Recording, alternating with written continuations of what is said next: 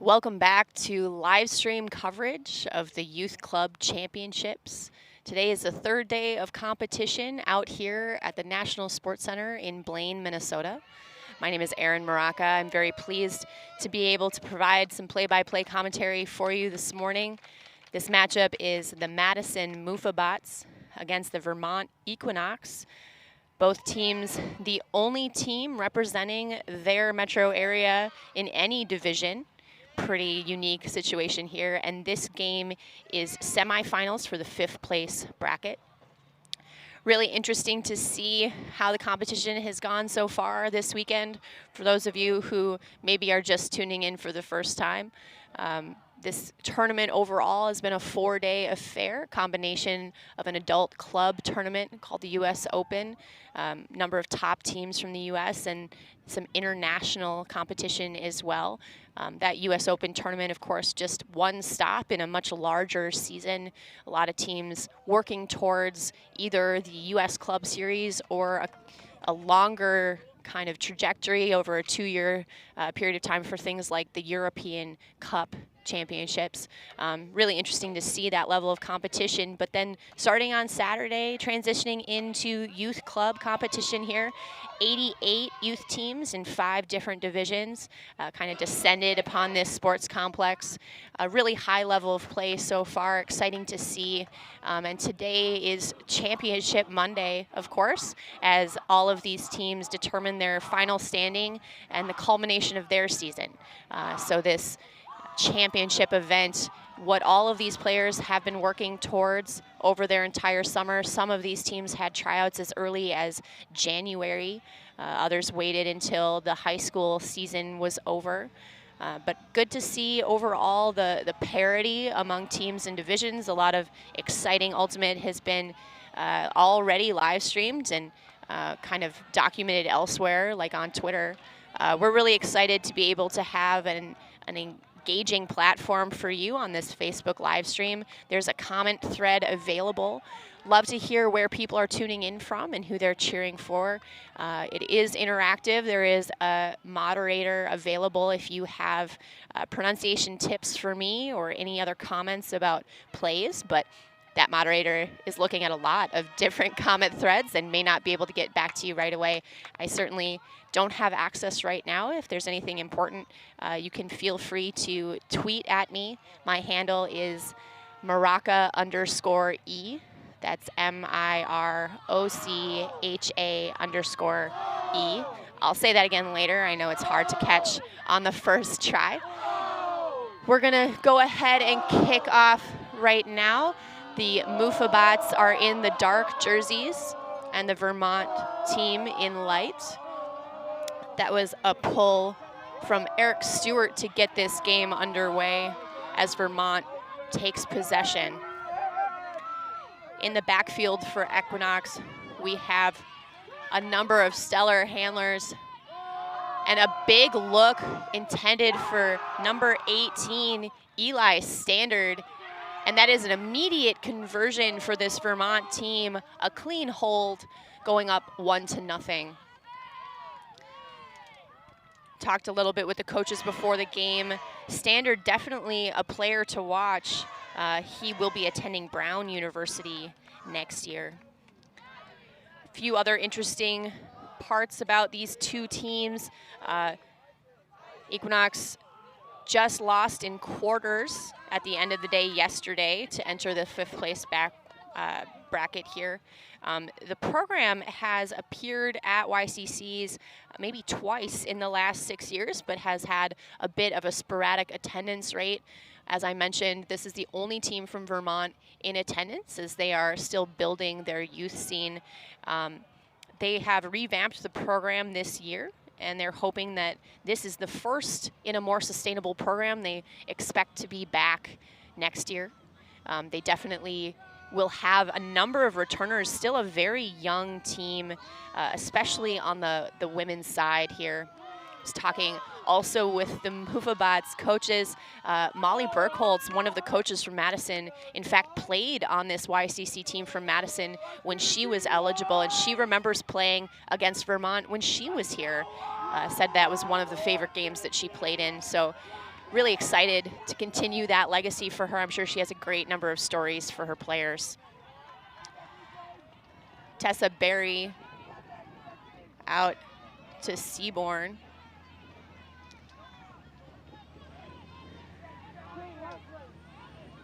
Seaborn and Berry working together in the backfield. They'll add Wasserman. Nice swing there to Nelson. Nelson takes a shot. A great bid there from Seaborn, but as that disc tails away with that high edge, it goes right past his reach into that corner. This morning here in Blaine, Minnesota, the wind coming over my right shoulder in the booth, a little bit different of a direction than as has been over the course of the weekend. So far, I don't think it is enough to be a factor, but we'll see how it goes. That's Christner firing deep and intercepted by Berry on the Mufabots. Another huck look to Seaborn, this time from Ronabot. Both teams not shy of those big looks. So far, a pretty aggressive style of play here.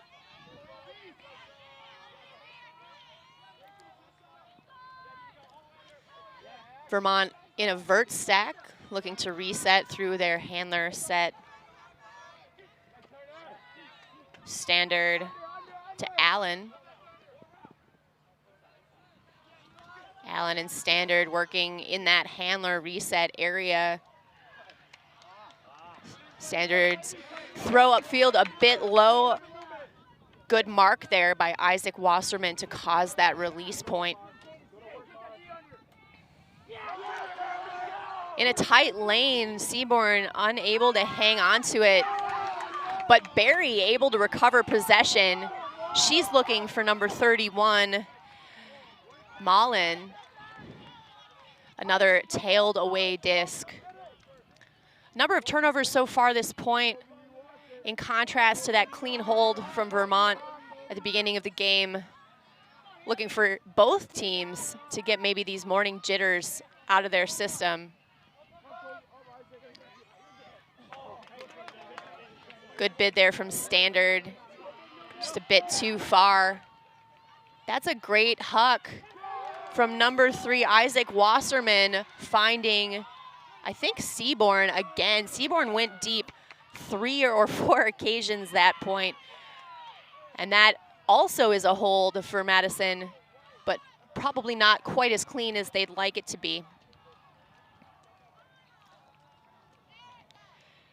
We saw this yesterday morning as well. Sometimes the first game of the day takes a little bit of time to get into a rhythm, especially with the downfield cutters, which has been the case so far in this game. Both teams look a little more confident in that handler set than maybe with the downfield receivers so far. Got to dial in that effort and adjust to the new defensive look and talent of your opponent. I'm being joined this morning by Sarah Lord from DC Scandal. Sarah, how are you doing this morning? Pretty good. How are you, Erin? I'm doing all right. Well, to give you a little bit of update, thank you for joining me. This is an interesting matchup in the semifinal bracket for 5th place. Both of these teams, their mixed team is the only team that they have representing their metro area in the tournament. So that's an interesting kind of, destined matchup. Both teams have had kind of an inconsistent history with their YCC attendance, but are looking to kind of create a more consistent program going forward. So it feels really appropriate that they should be playing on this championship Monday. Vermont back on offense here.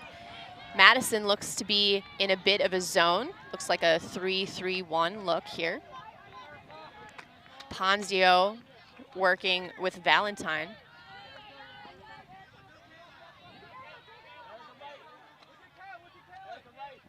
A little bit of help there from Turner Allen. Ponzio's throw to Torrens Martin over the top, tails out of bounds.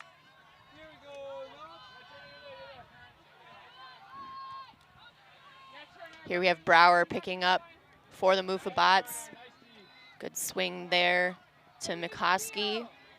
All the way over to Grace Goldenberg. Good horizontal movement here from Mufabats as we see Kevin Tan looking for, I think, number 39, Piper. Piper's reset is batted away by 22, Torrens Martin. Allen and Ponzio working in the backfield for Vermont, finding Donahue. Donahue looking for a huck, but Brower gets it back for his team and will pick up with possession for Madison. Tan.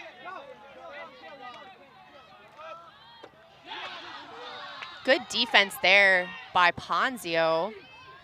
A lot of tight spaces on the field right now, Sarah. Yeah, both teams are playing really smothering defense, especially in this wind. And they're both earning the turns as well, which is pretty rare to see. Usually in this kind of wind, some of the turns are just hitting the turf. But here they're really forcing the turnovers and getting their hand on the disc. I like that look by Ponzio, but the disc came off bladed instead of flat. Both of these teams told me before the game that, you know, not shy of going deep. Sounds a lot like Vermont will do some dishy work in a handler set before finding someone in isolation on a deep route. Madison sounds a little bit more willing to adapt, seeming maybe with a deeper arsenal of possible strategic sets, or maybe they just feel more comfortable in this Midwest weather. Here's Piper.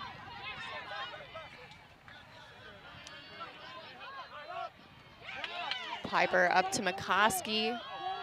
McCoskey will find number 8, Anna Lane, in the end zone. That's a break for Madison to go up 2-1. Yeah, that was some really good patience there by the handlers, just resetting the disc between themselves, getting 3, 4, 5 yards at a time with those upline cuts until they had the right look. Great huck, and I think both of his receivers would have caught that disc if needed. Yeah, absolutely. Always nice to have backup. As we've discussed earlier this weekend, in the mixed division, there is an end zone that determines what your gender ratio will be, and the team that is in that end zone gets to decide. Also interesting, just from a tactical perspective, often in the mixed division, figuring out how best to use that ratio to your advantage. Right now, it looks a little bit like Madison is relying on an all-male handler set, which is freeing up their women in the backfield to maybe take on their advantageous matchups. We'll see from each team how those kind of tactical decisions play out over the course of the game. Sarah, you've done some coverage of the YCC division over the course of the weekend, and you also played at the US Open. How have you been able to see the kind of benefit of the juxtaposition of the two in either direction? Do you think that the club division feeds off the youth? Do you think the youth are really, jazzed to be here with the adult? It seems like a lot of the youth players are really excited to be here with all the adult players. This is one of the chances they get to see their role models with just so many top players within each division. And I think it's especially great that having a women's mixed and men's division, all these young people, athletes that are playing women's and mixed, are able to see good females up close and see the game. At a lot of other sports, you only get to see the male athletes, so it's really great that they can see both here. Another immediate huck look is batted down by Wasserman from Mufabats, and he'll pick up and take over on offense. A little bit of a hot disc there coming in. Sometimes that happens on a high side of play. A lot of conversations this weekend about visibility too. I know this is kind of unusual perhaps to have such quality live stream, broadcast and video of the semifinals for a 5th place bracket in any tournament, but for the youth of this tournament and the future talent of our community, how important is it to be represented on a live stream like this, Sarah? I think it's incredibly important. It gets first of all, it gets the kids excited, but also it shows other people, other youth players, that they can do things too. They can be a big part of this this movement here with all the different teams getting to play, males, females on the field together, sharing. I mean, both teams I think are doing a good job of using everyone on the field so far. So, and that's typically the way mixed works, right? Whoever uses all 7 people better wins the game. Looks like Ponzio is discussing with Eric Stewart, maybe a travel was called. Ponzio looking for that break throw to number, oh, sorry, I'm on the wrong side. I believe that was Hayden Elms. So that also a hold for Vermont. So that'll tie the game up 2-2. Good use of the width of the field there from Vermont. I know you just climbed up here with me, but have you noticed anything about how the offense is moving or how the separation is playing out against, as you mentioned, the stifling defense so far? Yeah, neither team has had incredibly clean offensive holds yet. I think both defenses have really gotten a fair number of chances and have been creating a lot of pressure here. That's a goal in what seems to be the slightly upwind end zone. It feels a little diagonal at the moment, I believe. So it is impressive that they're able to swing so patiently up by that end zone. And Vermont seems to be hucking early in the field, like the first half, and then once they get to about half field, they're really being very patient with their offense. A lot of teams that rely on a huck game have the athletes and the height to kind of sustain that. So excited to see what kind of plays develop over the course of the game with that kind of offensive strategy. We'll see the Madison O-line here. Madison is coached, as I mentioned earlier, by Molly Burkholtz, who came out of this Madison YCC program and recalls fondly her last game where she played against Vermont. But in addition, Glenn Poole and Colin Sunday, I know both of them are still playing, I believe, in their respective club careers. Yeah, Glenn Poole is actually a former DC player. Oh, great. Who played for Truck Stop at one point and I believe is now playing, I'm not sure who he's playing for now in Madison. He moved there in the past year, but he's been a big advocate for a lot of gender equity things. Absolutely. That's a nice rip there, but it is well defended by Anna Costa. She swings to Ponzio, and his throw to Von Dupp a bit too far outside. So Movabots will take over on offense, and that's Seaborn with the disc. Looking for a tight IO space to a bidding Malin. Another thing that could be contributing a bit to the nerves on both of these teams, or at least the perception that I have that perhaps this is nerves, is that this might be the first time either of these teams have been on a live stream this year. Can produce a little bit of the jitters to know that people are watching from home. Again, there is a comment thread, and to reinforce the accessibility of this live stream, it'd be really cool to know where people are tuning in from, and to prove to these kids that they don't need to be nervous and that everybody thinks they're doing great. Just let us know what you're seeing out there and how excited you are about the future talent of our sport. Good movement here from Vermont. A lot of dishy give and goes. That's Turner Allen, and he's finding Elms in the end zone. Vermont now up 3-2. I think that might have been one of the smoothest offensive flows we've seen so far this game. Just got the disc moving quickly. No one ever held it for more than about 2 seconds, just breaking down that all the way across the field. And that's the kind of flow that both teams are going to need if they want to keep this really stifling defense on its toes and get more open throws.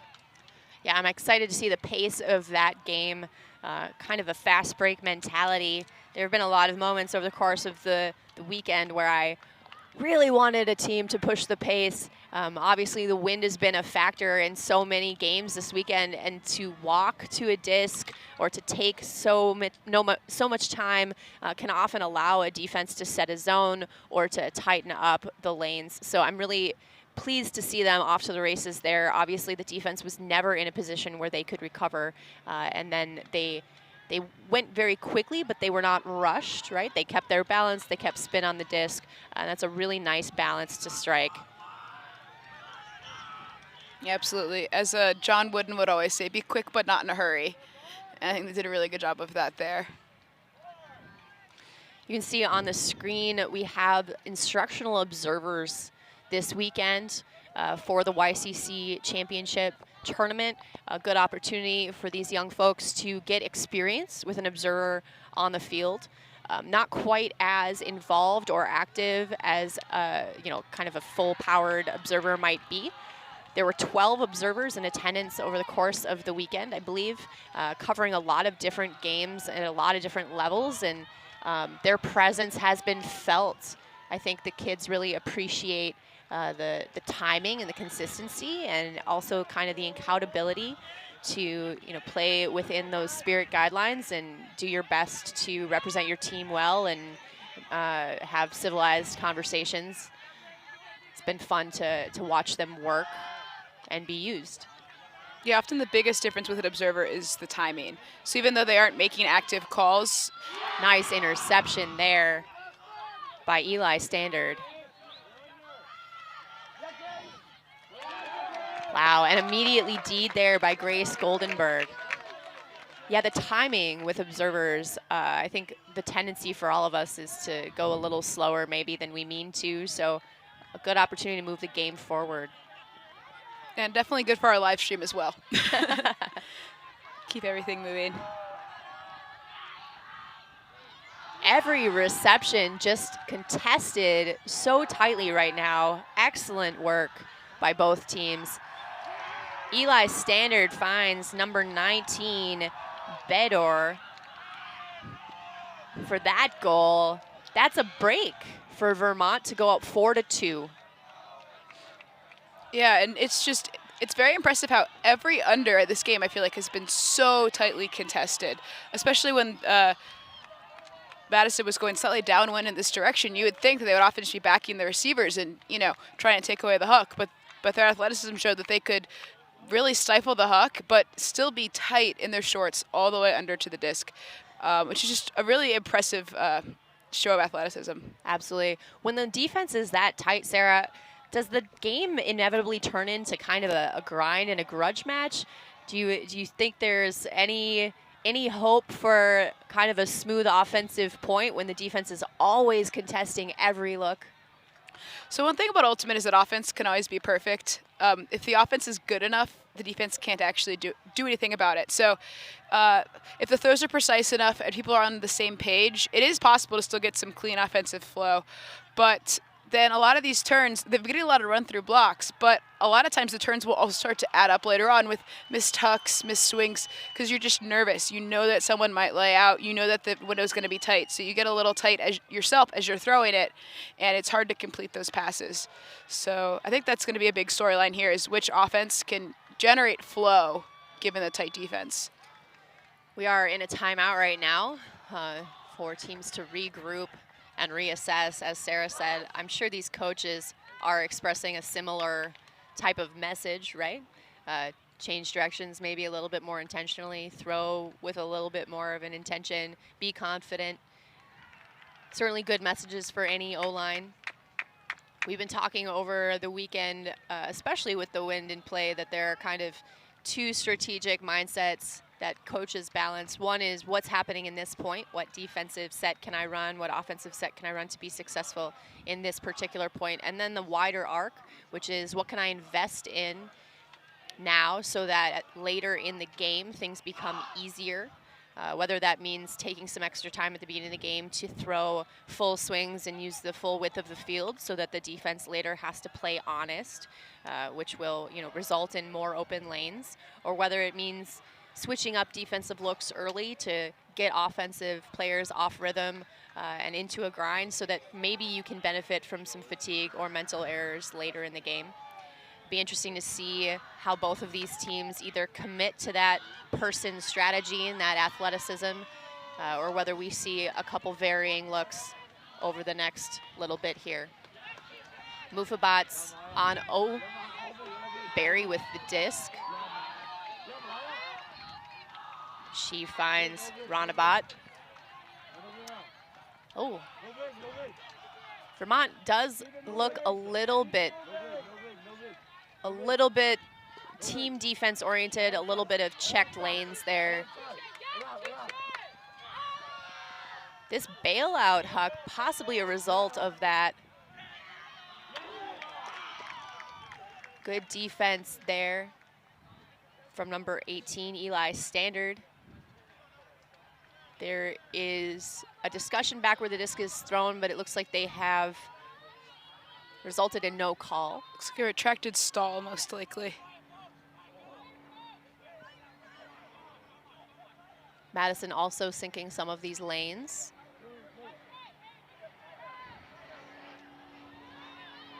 Great wide open cut there by number 10 on Vermont. Unrewarded, but wide open.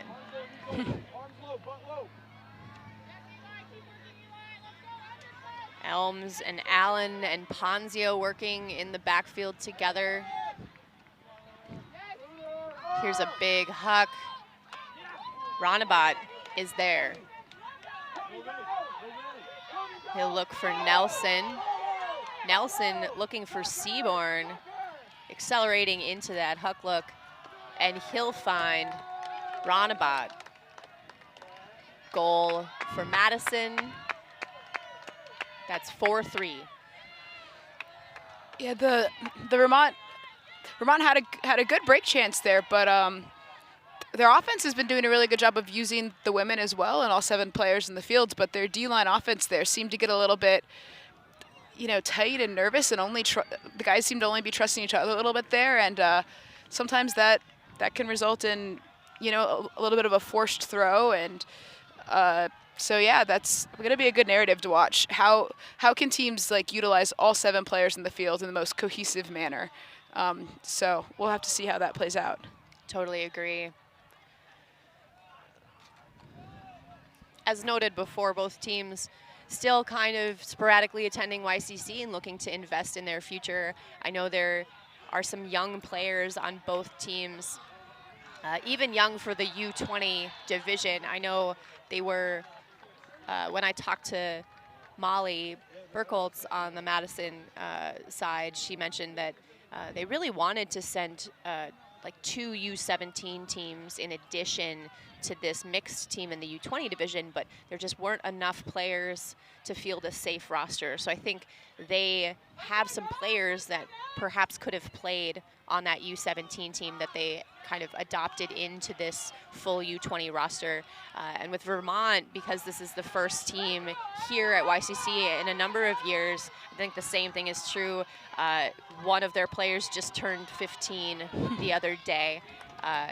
So some of the trust in a win situation might also be age related, but as Sarah has already mentioned, this is a 7-on-7 game, and a team that can use all 7 players is often the one that will emerge victorious.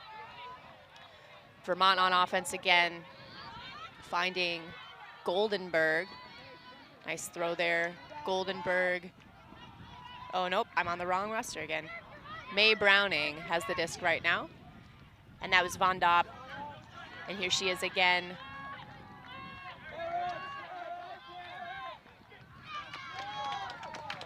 Looks like there was a little bit of contact on that disc by Anna Lane to cause that misthrow. Madison on offense.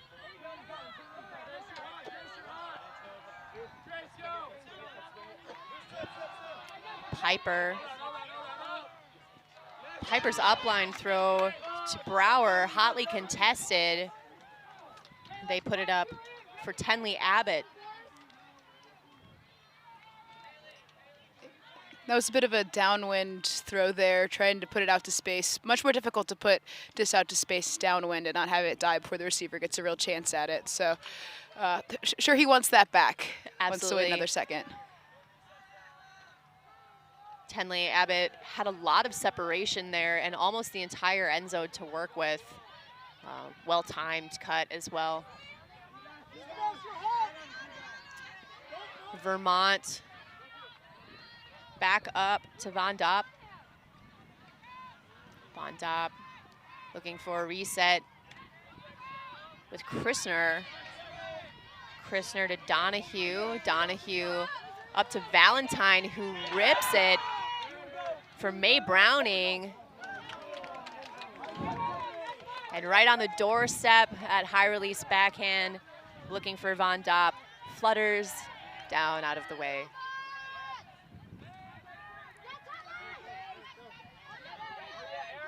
Here we go with Abbott. Abbott to Stewart.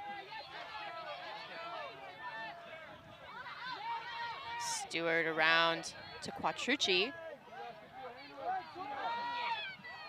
Quattrucci to Piper.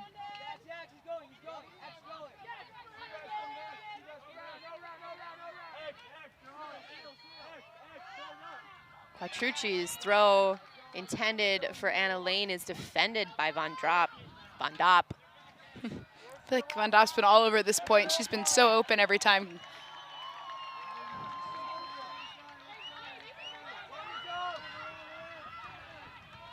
It looks like a high stall situation, and Mae Browning skies the pile. It looks like we might be discussing whether a stall was called.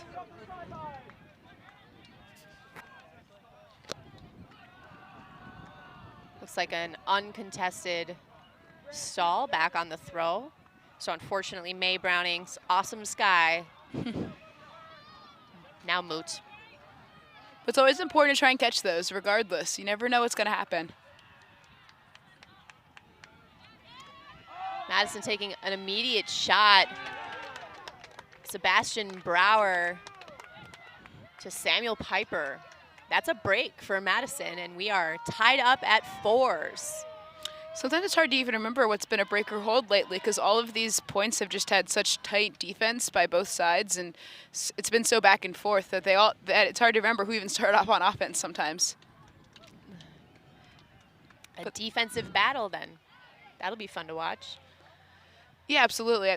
I would definitely classify this more as defense is battling than offense is struggling. I think the defenses have been earning a lot of turns, and even when they're not earning the turn, they're indirectly earning it with that pressure. So it will be interesting to see which team can figure out a way to grind the whole 70 with these tight defenses. Vermont came pretty close a couple times at that point, but just couldn't quite convert on the doorstep.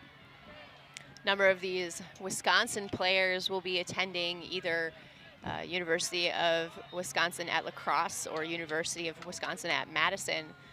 Although Izzy Quattrucci will be attending Carleton, but she intends to swim there. So maybe we'll see her again someday.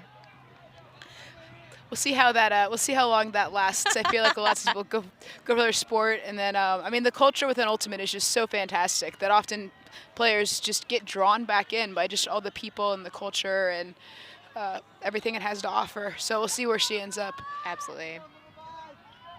But I think she's a good example of the influence of the club division wearing a Riot headband this whole game. Vermont back on offense. Ponzio working with Torrens Martin and Allen in the backfield. Ponzio puts it up for Eli Standard. That was a very clean offensive hold there. Run mostly through the men, or entirely through the men. Yeah, maybe they heard us earlier when we were saying that the defense was going to put on a lot of pressure and weren't able to score very effectively. And yeah, that was good. That was good flow. However, we'll see if they continue to only go through the men, if they'll be able to keep scoring that way without using the other players in the field.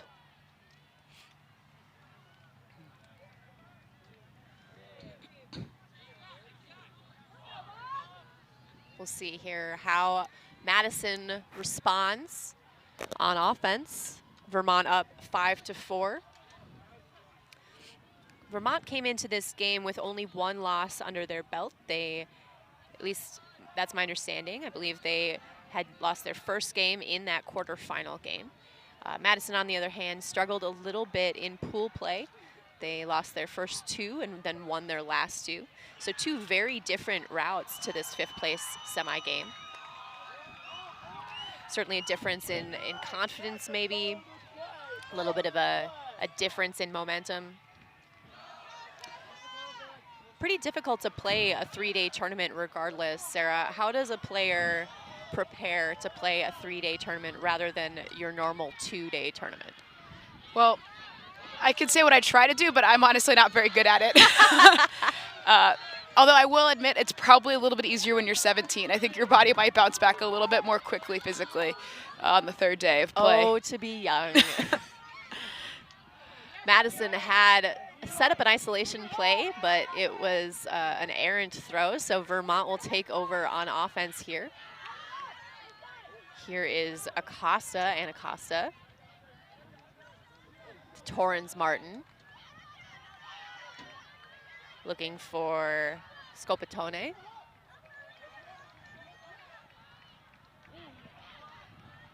Around to Eli Standard. And he finds Ponzio with an IO break, and that is also a break for Vermont, who goes up now 6-4. Yeah, that was a really impressive inside break there. So many of these Vermont throwers just look so confident with the disc in their hands, just really moving over their mark. Good chemistry there to know that the inside break was going to be what both of them, you could tell the second he started his cut, I know you have this throw. This is an easy cut for me to make. Let's do this. So it's great to see the chemistry and just throwing ability at this age. A lot of good work there by Vermont to use their wide open receivers. Scopitone with that end zone stand there, already 5'8" at 17 years old. That height helps with those around breaks. You can tell from personal experience. I unfortunately don't have personal experience with what it's like to be tall, but I did have a basketball coach who always said you can't teach height. Yeah. So, yeah, it's, yeah. Although the amount of coordination is also very impressive. A lot of times when athletes grow tall at a young age, it can be hard to still be really coordinated as your limbs are just growing so quickly. But there's so many tall players here who are also very coordinated, very smooth athletes already. So it's exciting for the future of the sport that these players are going to just continue to on this upward trajectory. Absolutely. I think more and more people in the sport are not kind of relying on their natural gifts, but really starting to be willing to put in the extra effort of the training and the preparation. I know it used to be a pretty common heckle about that height, right, where he's tall or she's tall was the common response on really excellently well-read sky battles that take a lot of skill.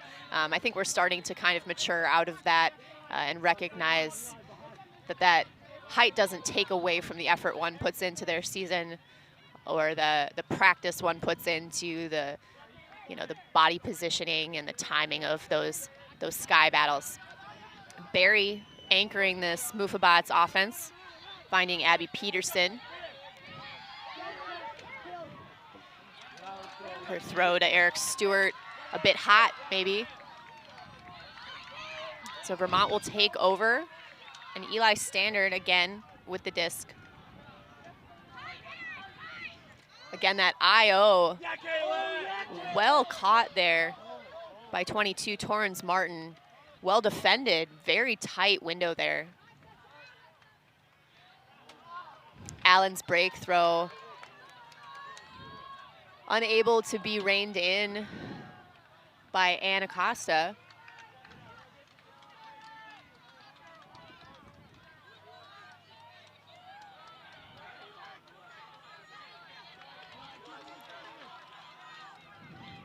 Barry, nice upline throw to Eric Stewart, who immediately fires to Seaborn, seemingly Mufabats' favorite downfield receiver so far this game.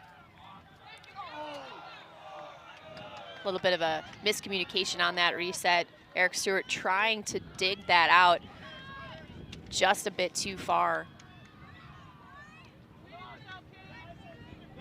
A little bit more of this dishy work that we were promised by the Vermont coaches. We're seeing Turner Allen and Standard working in the backfield together. There was a question yesterday about the field conditions here. It stormed on Friday night. We've kind of been under the threat of severe weather all weekend. Sarah, you've been playing on these fields. Are they soft, or is there a lot of traction? So when the tournament started on Friday for the club division, these fields were actually pretty hard to be trying to run on. But we've gotten a little bit of rain here and there, and I think they've actually gotten to. They may be a little bit too soft at this point, but it's gone in a good direction in general, I would say, softening up some over time. Good patience there by Scapatone, who finds Standard on the upline. And we are in the middle of a Vermont run here as we near halftime. I believe it is 7-4.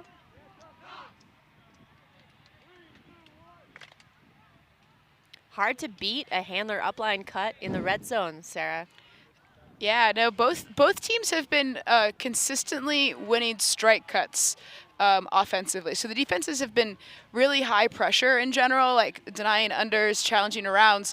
But when you really are staying tight and challenging those arounds every time, you're susceptible to letting off the upline throw. And I think we've seen both teams really work through those uplines to get their power position, to gain yards with their handlers while the downfield gets their timing together. So interesting to see if defensively they make a bit of an adjustment to say, let's try and contain, let's try and not let them get yards up line and make them swing instead. Well, Vermont, I believe, is signaling that they'd like to go for women here, which might be the first time this has happened so far this game. So we will see how Madison matches up. You can kind of tell a little bit from the Madison body language right now. They seem kind of upset by the score. It makes sense, you're down 7-4, but they all just look a little bit dejected, a little bit unhappy about what's going on right now. And you really got to try and get your teammates up in this scenario, right? 7-4, you're about to be on offense, going downwind. Easily you can make it 7-5, get a chance for a break before half, really load up a line there. I think it's going to be really important here for Madison to kind of get their energy back up and not just let this game get out of hand. Yeah, we've seen a number of situations over the course of the weekend that required a lot of mental toughness. Definitely kind of a trending area in our sport to start doing more intentional work at practice and with teams to build that mental toughness with small exercises. So curious to see how these coaches respond in these scenarios. Here we see Madison eating up a lot of yardage with excellent undercuts. Here's Ronabat with the disc on the sideline, working with Grace Goldenberg. And she's gonna find Ronabat in the end zone. That, I think, was the first clean Madison hold.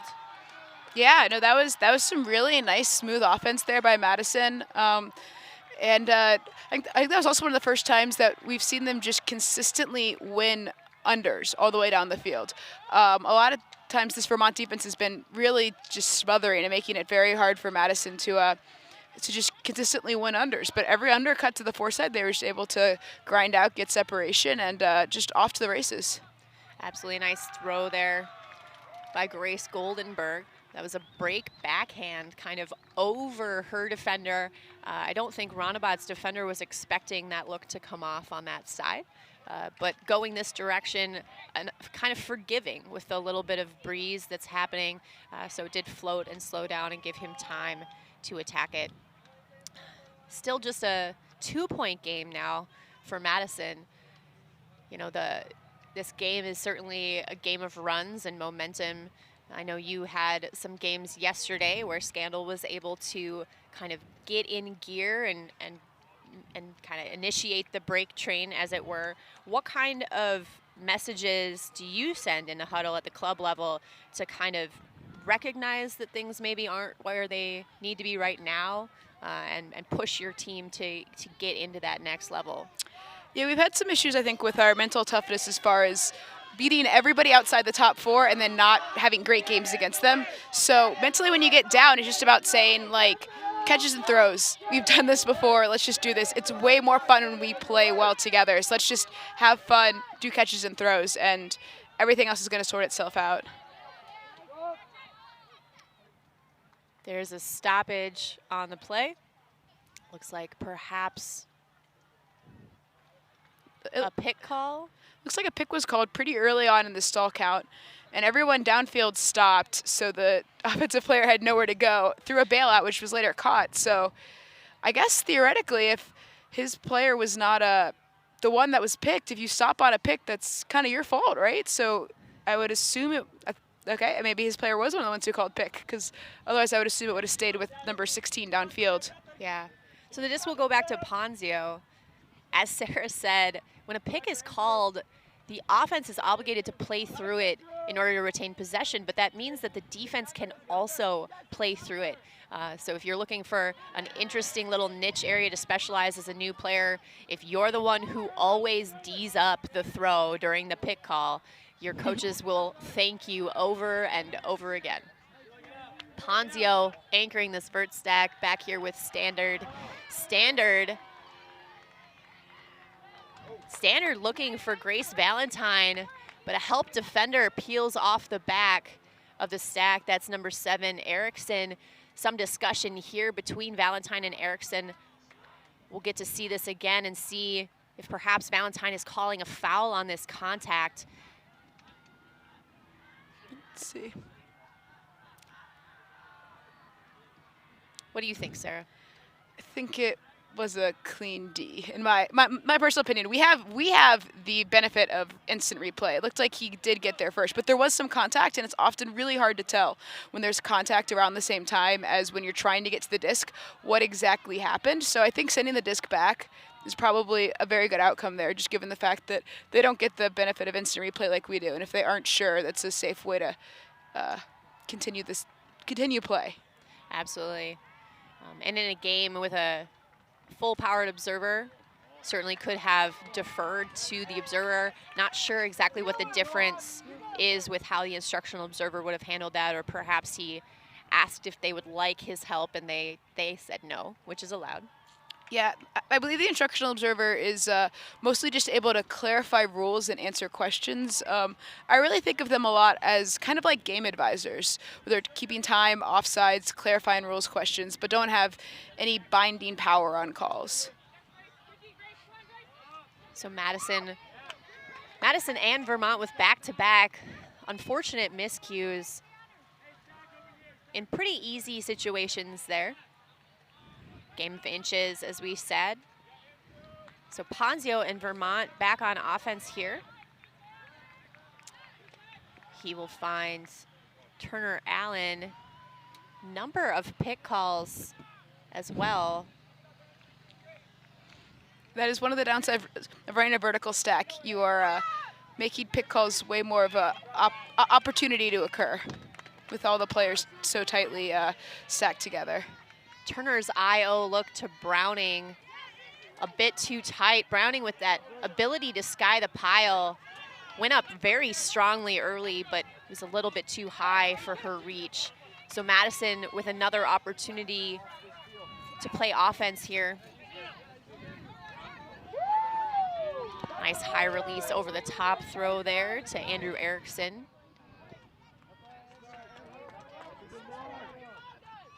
So we are switching possession yet again. Vermont looking to take half if at all possible. But a doubled up D there, both a good mark and a good pursuit there by Grace Goldenberg.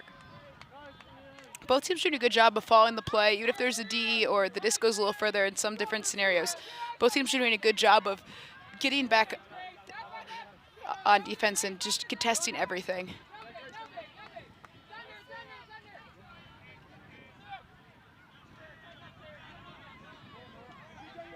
Good handler defense here from Vermont. Madison with a couple of these floaty high releases over the top that are really on point right now. That's Tenley Abbott opening up the space.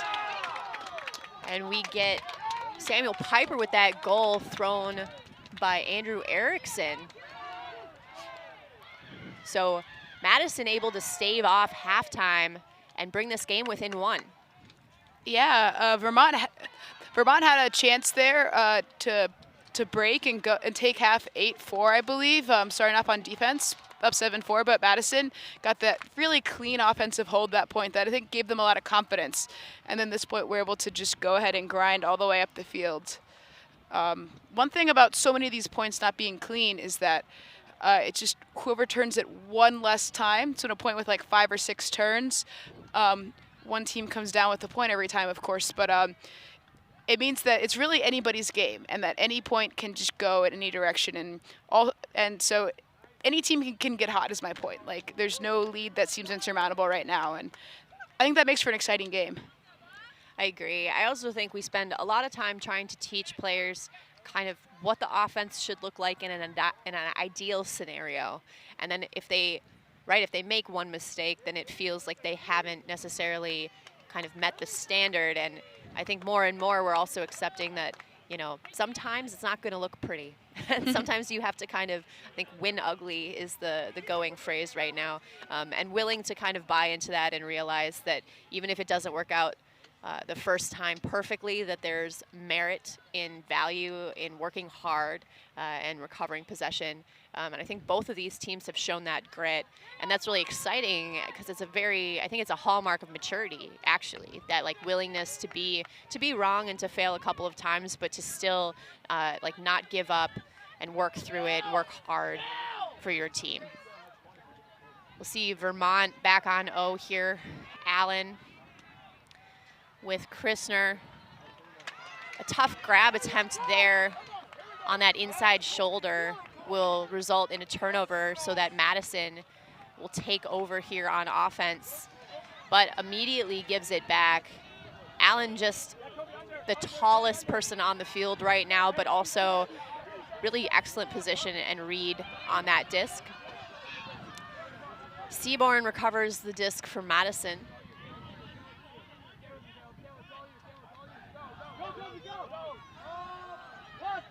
And then he will go deep. As I mentioned, Madison's favorite receiver. And Seaborn finds Erica Collin in the end zone, and we have a tie game. That's a break, Sarah. Yeah, that's 3 straight now for Madison. And it looks like they're starting to find a little bit more rhythm here. Going slightly downwind, that's a good opportunity to be able to get that break. There were a couple throws that floated a little bit on Vermont there, so they weren't able to convert all the way through. And good recognition by Madison on those breaks to just eat up the disc anyways. That's a big point of emphasis, I think, often in the wind, is that you have to still play heads-up defense. If the disc goes over your head, you have to still make sure you knock it all the way down. If you're on offense, disc goes over your head, you need to make sure that you're still trying to make a play on it, because if not, like, the other team can just get something easy. So it's good to see these players just, being very gritty, not giving up on anything. Yeah, Vermont was forced to take a timeout there to regroup as we zoom in on the Madison huddle, where Coach Glenn Poole is essentially reining in or firing up his already amped Madison team, currently in the middle of a 4-point run, I believe. Good opportunity here for them to kind of turn the tables and take back the lead. Vermont clearly having more of a conceptual discussion. Now it's their body language that's a little bit down. Absolutely, yeah. Madison looked a little bit down and out after they were down a few breaks, and I think really what has spurred this was that really clean downwind offensive hold that they had. No turns, good flow all the way through, and then they were able to kind of say, all right, we could score, let's see what happens, let's keep this going. And I think Vermont was kind of like, wait, they scored so efficiently, what happened? So now Vermont's probably just saying, we've gotten a chance on all of these, if not one, maybe 2, 3, 4 chances to score. Let's just do catches and throws. Let's just be, really mindful as we release the disc, really mindful as we go to catch the disc, and just, play catch with our friends, and it works out pretty well usually. Absolutely. Should be fun to see how this half turns out. This next point will take half regardless, so as we near halftime, a couple reminders about the YCC coverage today. Obviously, several more rounds of live streaming coverage to go. I know everyone is waiting to hear kind of which game will be on which stream, and that's something that, you know, this amazing crew here is trying their best to anticipate and prepare for.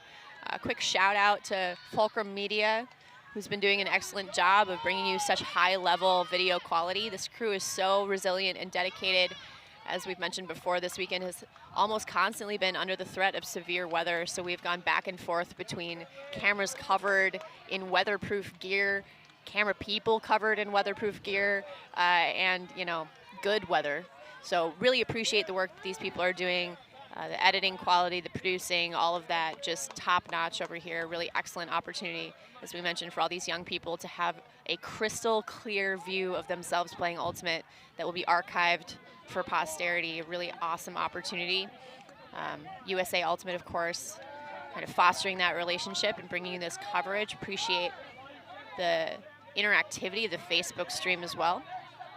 So in this last point of half, Vermont starts on O, and Madison in a little bit of maybe a handler poach here with person defense downfield. Sarah, does it look more like an actual zone to you? I'm getting a little bit of a mixed message here in the backfield. Yeah, I would call this a junk zone, which just means it's a zone, but it's not a true trap zone. Kind of the goal of a junk zone is to kind of junk things up, right? Take away a lot of the easy options, but you're often letting a lot of throws happen. You're just not letting yardage gaining throws happen. Acosta finds Ferris over the top. Vermont settling into this throwing and catching regimen anchored by Allen and Ponzio here. I think they're looking to get Von Dopp a little bit more involved as she's trying to run the middle, and they're asking her to get in certain lanes. Ponzio out to Ferris. Ferris looking for Torrens Martin, and they do find Von Dopp to take half. What patient offense there for Vermont to take half? Perhaps, as you mentioned, the focus on catching and throwing, something that was delivered in that huddle there. So Vermont able to go up 8-7 to take it to half. Sarah, what are the key takeaways for the folks at home and the story, maybe, the narrative of this first half? I'd say just the overall grittiness of both teams is really what has been on display. Tough defense by both teams, no one giving up, right? Vermont went on their run, Madison came back with their one, but then Vermont called a timeout and they answered to take half. So I think just a really gritty game, but with two really evenly matched teams, and I'm excited to see how it plays out. Absolutely. We are going to take a break here for a few minutes as the teams refuel. Thank you for tuning in. A reminder that the comment thread on the Facebook stream is available. If you have any questions or comments, we'd love to know where you're tuning in from. Over the course of the weekend, we've seen a number of viewers from pretty far afield, which is exciting to bring our community together. I'm Erin Morocca, and this is Sarah Lord, and we'll be back with you in a short time.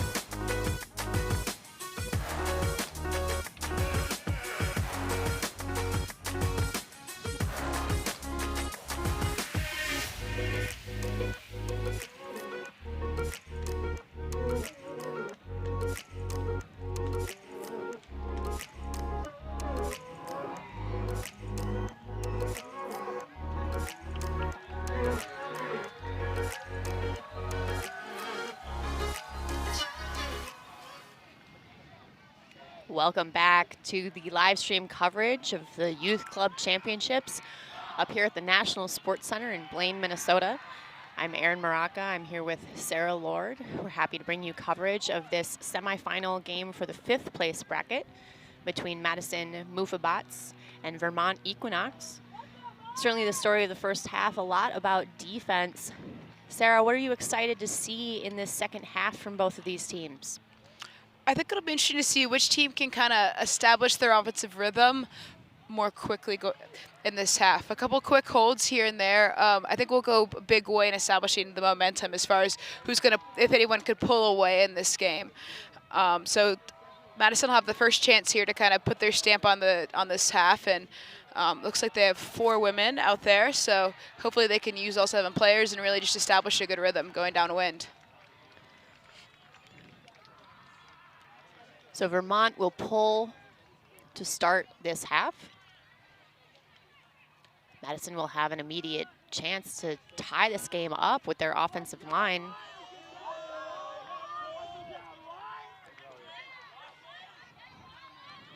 Barry centering the disc here. Working with Wasserman. Wasserman, great throw there to Seaborn. What a great rip there. And an easy hold for Madison. Yeah, no, it was really smooth, clean offense. And that was a great huck. It was to the break side with a power position, I think, just going down and putting it out to where only his receiver could have a chance. Receiver wasn't even open by that much, just threw his player open a little bit. Not that Seaborn couldn't have been trusted to make a big play. He's been making big plays all game. Absolutely. I think that direction, too, a little bit more forgiving of a place to throw to. That disc kind of arcing out but hanging so that Seaborn could be the one to put in the effort and make the play. Defensive effort there, certainly, but enough separation for that to work out beautifully. So we're tied at 8, and this game to 15. Still 40 minutes or so left in the round. Looks like the ratio will go back to 4 men here for this point. We'll see if Vermont has an answer here. If they can also bring their own clean offensive point to make this, keep this game with them up 1 goal on serve, I believe, since Vermont started off on offense in the first half. And this is a chance for Madison to kind of take some control right after that really clean, quick break. See if they can, hold. See if they can get a break here and really kind of get a little more control of this game. Would be really interesting if the story of the first half was about defense, but the story of the second half was about offense. That would be an interesting indication of what both of these teams are maybe capable of, but not quite tapping into. Here's Ponzio bringing the disc in the backfield with Von Depp. Immediate underlook. Intended receiver there, Christner, just died a little bit. So Madison with the disc going downwindish. Did we decide that was downwind or upwind? I think slightly upwind is my. All right. Is what I'm thinking, but the wind isn't horribly strong at the moment. As you can see by both teams being able to complete some crisp passes. Here's Torrens Martin with the disc. Yeah, all weekend it's been the other way around. So I'm still transitioning into the realization that the wind has shifted as it is.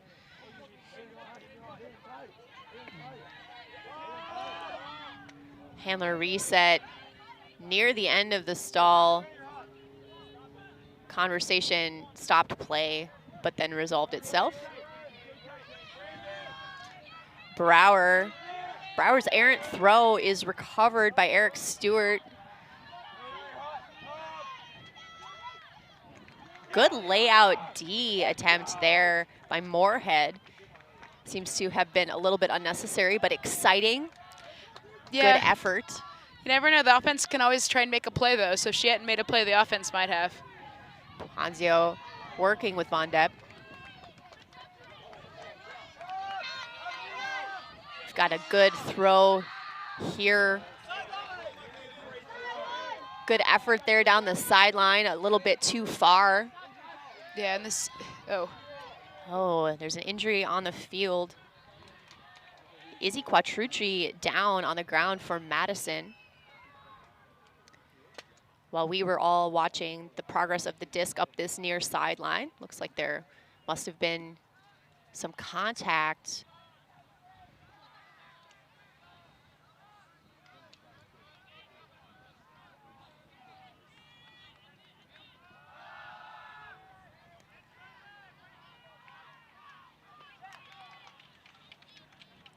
As we wait to see how Izzy's doing, it looks like she's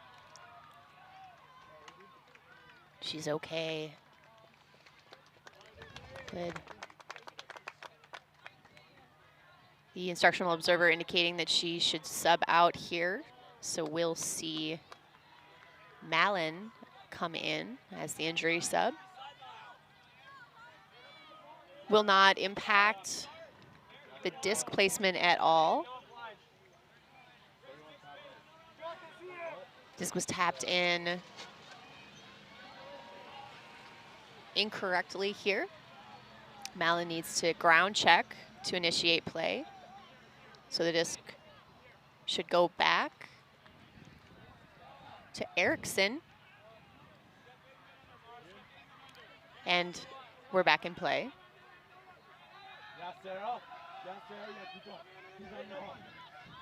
Erickson. Ooh, Erickson looking for McCoskey, I believe, and his own momentum takes him forward into the drop disc. I think that was an interesting balancing act there. Ponzio throwing a hammer. Well read by Hayden Elms, but a hard thing to field there.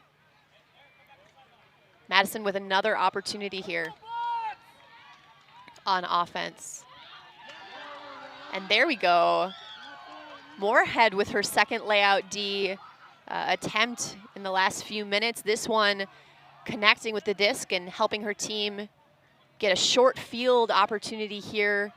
And they are easily able to convert Ponzio to Donahue, I believe. And that's a point for Vermont, going up 9-8. Yeah, that's another offensive hold here, although not quite as smooth as the first one by Madison. A little bit of back and forth for both teams, but good grind by Vermont to, get that hold in the end. And yeah, we still about 33 minutes until the cap. So, not too much of an issue time-wise, but I think just holding serve is going to be really big for Vermont if they can do that. Well, it looks like Moorhead got that D before she laid out. Good defense there that she was, already so close and in the pocket of her offensive player.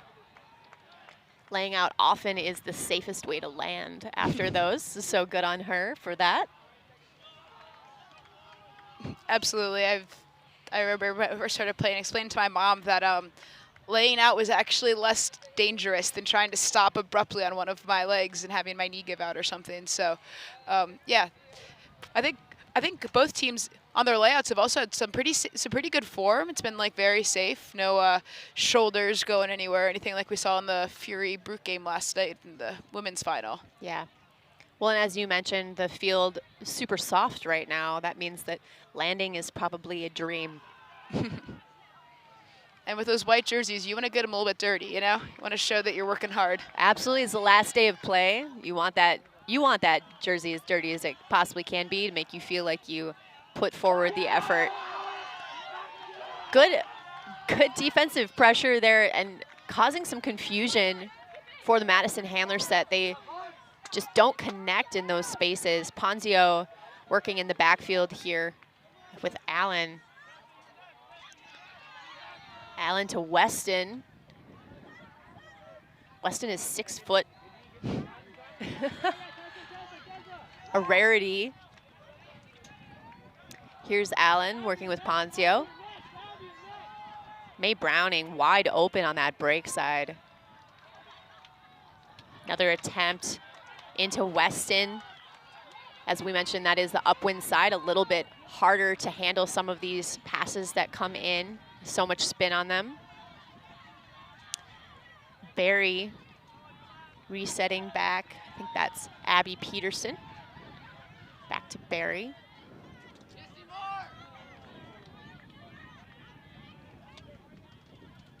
Good handler motion here by Madison. That nice IO to Mallon from Barry.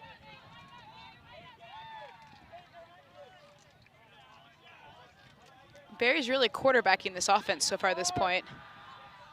Working again with Mallon, who's getting a lot of yards on each of these unders. There's a collision downfield. Not sure if there is a foul call or whether we'll just agree.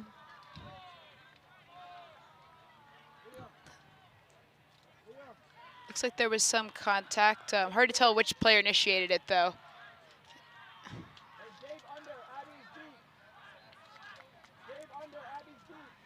I'm still not completely fluent in observer signals here. So Andrew said a foul uncontested is what he's saying. So I'm not sure who was the foul on, but whoever the foul was called on did not contest. Moorhead with that heads up D. That huck from Wasserman came off a little bit lower, I think, than he intended. So Ponzio will work with Allen. Again, good defensive pressure in these back sets by Nelson. These teams do match up incredibly well together. A lot of really interesting matchups downfield as well. Allen. Up line to Ponzio. Another pick has been called in this vert stack.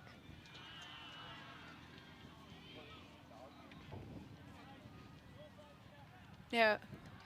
This is one of the first times I think we've seen Ponzio crossing over to the D-line. He's been their most efficient thrower, so I'm sure this is a big break opportunity Vermont is thinking, with Ponzio with the disc right outside the end zone. And they take a timeout, I assume, to set up a play. They are within striking distance of the end zone here. How do you feel about timeout calls outside your own end zone? It depends on the length of the point, I think, and kind of how things are shaken out downfield. I know you and I are both handlers, so maybe we're biased in this capacity. We often have the disc in our hands within this distance of the end zone. I really appreciate trying to work in flow if possible. I know being part of a handler core, you form a lot of trust and chemistry. I would really only want to interrupt that flow and chemistry as like a last resort, but I think there are some scenarios where it's preferable. So an upwind break definitely is a situation where I think a timeout can be helpful.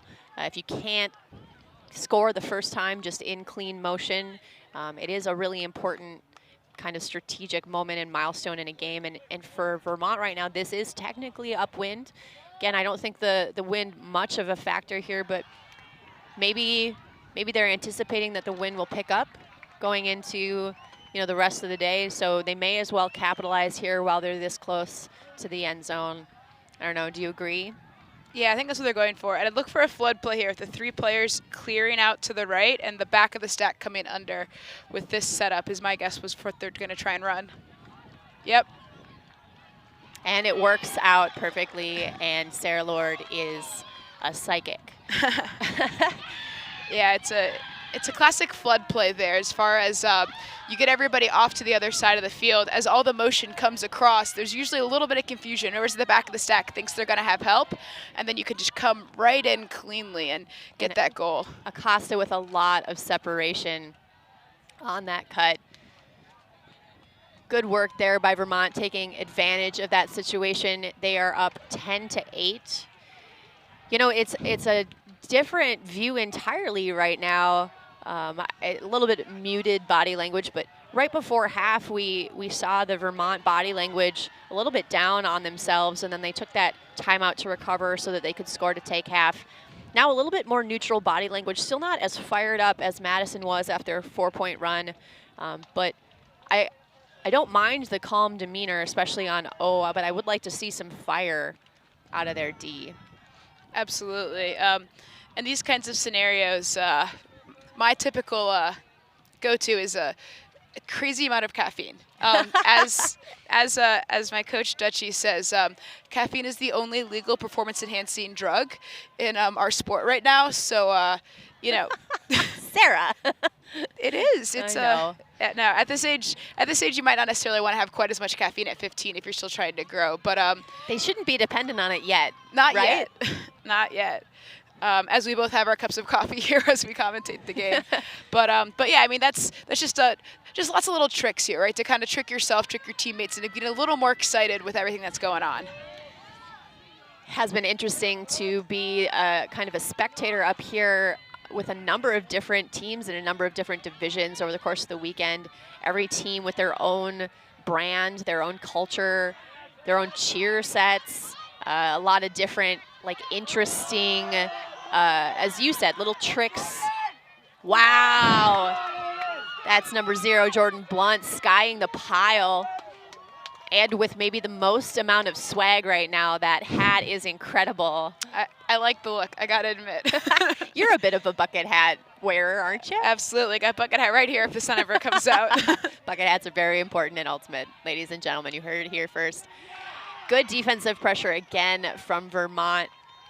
Number 12, Ferris, able to put down that disc, which was a little bit behind its intended target. Ponzio again quarterbacking this Vermont offense, working in the backfield. Now Vermont, oh, there is a stoppage. But you'll notice here the way that Vermont's offense is set up, all 3 of the women on the field will now have the isolated backfield to themselves. So it should be interesting to see what the plan is. Yeah, oftentimes when you have 3 women downfield, the goal is to take all the men close to the disc so you give the women more room to cut. Vermont, however, has been doing a slightly different version of that where they're going through their male handlers and then sending one male deep for a look without any help, other male help defense there. So it's been an interesting decision for how they've been going about this male handler-dominated set. Von Depp with the disc. We did get a pronunciation correction in the Facebook stream, so thank you very much. We are trying to do our best for you and for these kids. So I appreciate that information. Madison will take over possession here with Kevin Tan on the disc.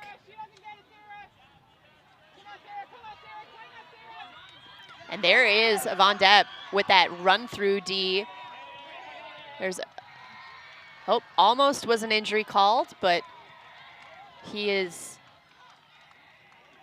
I am confused. Sarah, are you confused?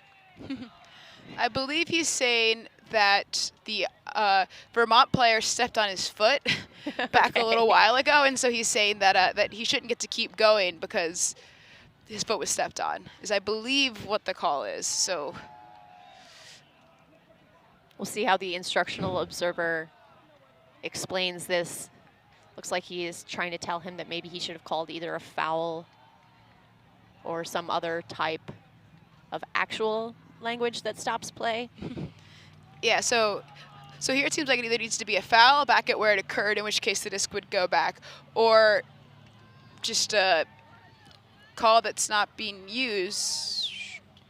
I'm not sure in what scenario he gets to set a mark and not and have the disc stay there, though. Interesting. So I guess we don't entirely know what was discussed. Our sport is still young enough that sometimes things happen that no one anticipated. Not very often. And number 53, Eric Stewart, able to intercept that handler reset attempt.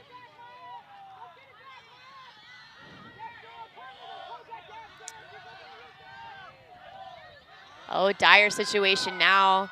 High stall. And again, Stewart able to read that bailout, asking Erica Collin to go deep. She is 6'1". A lot of height in the lady rosters on this team.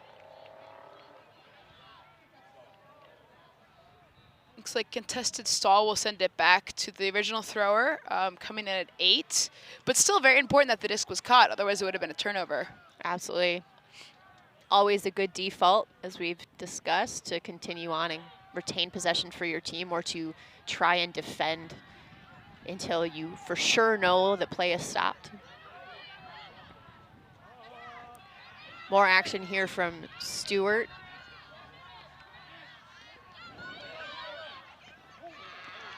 Oh, A little bit of a collision there. Yes. Well, I saw number 9 from Madison, Brower, basically opt out of this pursuit for safety, but Ferris locked in on the disc. Seems to have intersected Moorhead and Von Depp. yeah, it could often be very enticing to continue the disc and try and make sure that you can get it to the ground, but in some scenarios, it's also very important to have body awareness of where all the other players are at this time. So that throw to Ferris will complete for Vermont. Christner with the assist. Yeah, I think part of the learning and development process for young players is to kind of figure out when the hard and fast rules no longer apply, right? We all want to make sure that we survive to play another day. And sometimes, especially, I mean, it's true everywhere in all divisions, but especially in mixed, there can be a little bit, not even a little bit, a lot of difference in kinds of the size and speed of players. And that can create some hospital type situations. And it's important to evaluate, right? It's important to make sure that you figure out when it's appropriate to go full bore and when it's important to lay off and choose life. Nice little package here of defensive highlights so far in this game. And then this last catch here by Ferris. Again, not a lot of separation on any of these offensive looks. Still a lot of really tight defensive pressure. We see a couple of standouts here from the Vermont line, including a brief look at Moorhead, who got a really fantastic run through D and then showed us all what it looks like to lay out appropriately afterwards. Yeah, it looks like Vermont is electing to go with 4 women again here. And I think in this scenario, they were just looking, I think if they can get another break here, they're going to feel like they've put this game away a little bit. So this is a really big moment for Madison to try and get this hold, try and stay within 2, and keep within a close enough distance. The pull is off for Vermont with a lot of hang time, which will allow Standard to meet the disc. And Wasserman, where he is. Another little bit of a collision. Scopatone and Malin. Yeah, it looks like a foul was called away from the disc before the throw, and then the throw went off. So now the instructional observer here is coming in to talk about what happened.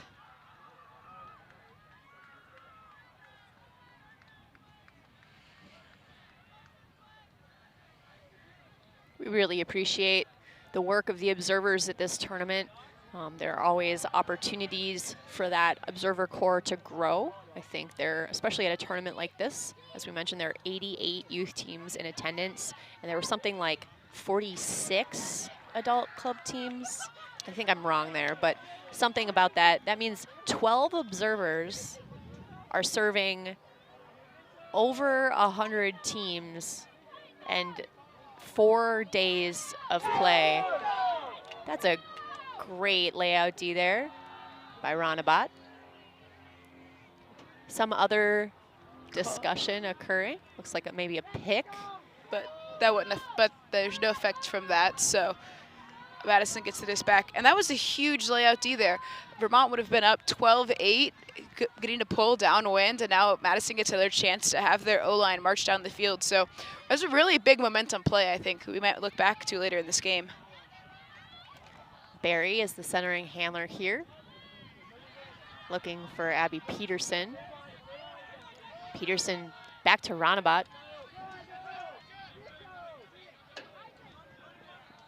Ronabat looking for Goldenberg, but Von Depp is right there on her hip, and that is defended. Standard will pick up, finding Acosta. Oh, Barry gets a piece of that, but still gets to Standard. Allen. And Peterson able to come down with that disc. We are hearing from Keisha Bedor that there was a foul in that vertical space.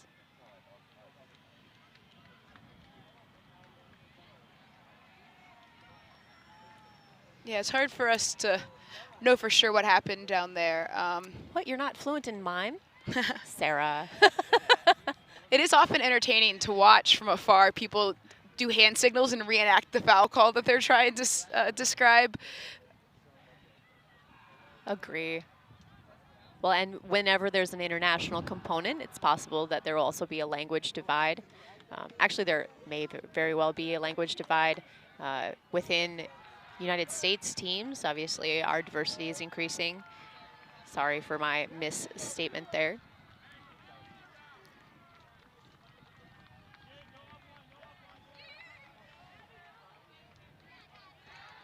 Allen to Scopatone. She's looking for a reset. We'll find Von Depp. Von Depp to Allen. Allen looking for Standard. I see his coach on the sideline telling him to slow down just a little bit. It's a nice throw, but it's a very hard angle there with your receiver going directly away from you, right in front of you. It's hard to put enough touch to get that throw out in front where your receiver can make a good play. Here's Wasserman for Madison. There are 2 Wassermans on this Madison team. Not sure if they are brothers or not. Intended target is Ronabat. He reads that very well, and he'll find Grace Goldenberg for the score. So it will be 11-9, still a 2-point game. Madison very much still in this game, Sarah. Absolutely, and you could just see how it's a game of inches here, right? Vermont had a couple of chances where they were really close on this doorstep. On the Von Depp layout D, on that short little away shot that was just a few feet out in front. But Madison shows good resilience and is just able to work the full 70 right afterwards and put in a very much needed hold right there. And now at 11-9, Madison showed us in the first half that they can go on a run when needed. You know, they definitely are not out of this game. They've put together 3-4-point strings before. There's no reason they can't do it again. We'll see if there's any indication from this Madison D line that they will alter their defensive strategy. Sometimes important to just get the offense off their rhythm. So we'll see what coaches Burkholtz and Poole and Sunday decide to do here.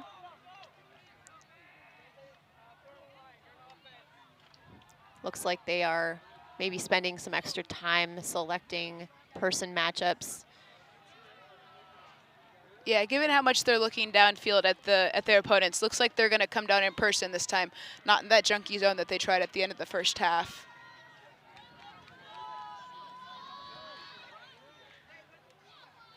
We'll see a pull here from Kevin Tan.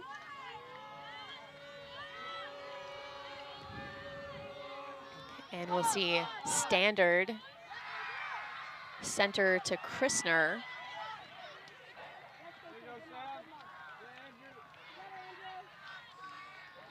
I think if you're Madison, you have to be pretty careful with that matchup on Standard. Scopatone now. Again, looking for Standard. He puts up an away shot. And number 8, Hayden Elms, is able to toe the corner of the end zone and the line and stay in bounds. It's a really nice throw that just sat out there on a shelf. Yeah, not sure if that was originally to him or Scopatone, but they both were in a good position to be able to make a play there. Or sorry, not Scopatone, number 5. Grace Valentine. Grace Valentine, yeah, but that was, I mean, that was exactly what Vermont needed right there. That clean offensive hold going downwind, right when Madison had won that really long marathon point and felt like they had a little bit of momentum. Having Vermont just come down the field and assert themselves there to go up 12-9 is really big for Vermont and probably a little demoralizing for Madison. Yeah, not a lot of time left in this game. Obviously, if you can be efficient on offense, that's helpful, but it takes time to get a break sometimes, or it takes a lucky break to get a break sometimes. So if you're Madison right now on O, you got to focus on this 1 point, right? Try to get a clean hold. But how do you think that they're going to make some sort of alteration here to try and get a break opportunity? I think for Madison, just sticking with their person defense, like right now they just need to say, okay, score real quick, then we're getting our turn. I think their person defense is really just giving Vermont trouble all game. It was interesting at the end of the first half when they went in that junk look because their person had just been so effective. So I think just continuing to generate chances and hoping that they can start converting a little more consistently. Barry and Nelson in the backfield with Goldenberg. Looking for Ronabod or Seaborn, two very kind of popular receivers, but Ponzio with a hand block as Ronabod gears up for a huck look. That can't feel very good. Absolutely not. You can see him still clenching and unclenching that fist slightly. Luckily for him, it was on his non-throwing hand. Ponzio finds Allen on a reset, content to work it. An IO look is errant here, and it looks like a miscommunication, some body language there from Cade Christner, indicating that he didn't continue his cut because he didn't think Ponzio was going to try that. Barry will pick up on the cone for Madison. Now, if you're Vermont, kind of on the inverse, you're happy to take up kind of as much time right now as you can, but Ponzio, with that interception, puts up a big backhand blade. Allen goes over Barry, but safely, but can't come up with the sky. Yeah, that was very impressive amount of safety displayed there. Oftentimes, players are just willing to go ahead and just take out whoever's in front of them to make sure they catch the disc. But that was really impressive safety there displayed. Ponzio, a machine right now, coming up with a couple clutch Ds for his team to stay within striking distance of this end zone.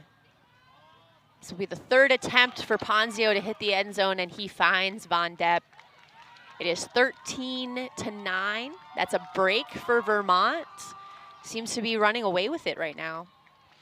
Yeah, that was a big break there by Vermont. And now they're going to get to go in this slight downwind direction on defense, and it just looks like the Madison is trying to get up. They're trying to get their players hyped, but looks like they're having we might be lining up actually. Trying to get them hyped for the next game, maybe. We must have missed the horn and therefore the cap. So this was the final score. 13-9. Vermont took this semifinal into the 5th place bracket, so they will go on and play for 5th place. A really excellent matchup. I think both teams have a lot to be proud of here, certainly for Vermont to carry forward. What are the big lessons for this game, do you think, for both teams coming out? I think of both teams just having good mental toughness, I think, is one thing that they both displayed throughout the game. And they both were able to go on runs, come back, and just battle the entire time with gritty defense. And I think that's something to hang your hat on, that neither team ever gave up, and both teams were really just grinding throughout. A really good indication that our youth are very strong in a number of different facets of this game. Really excited to see the level of competition. We'll be pleased to be back here in a little bit here to offer you more coverage of the Youth Club Championships here at the National Sports Center in Blaine. Sarah, thank you so much for joining me today. I was Erin Maraca, and we'll see you soon.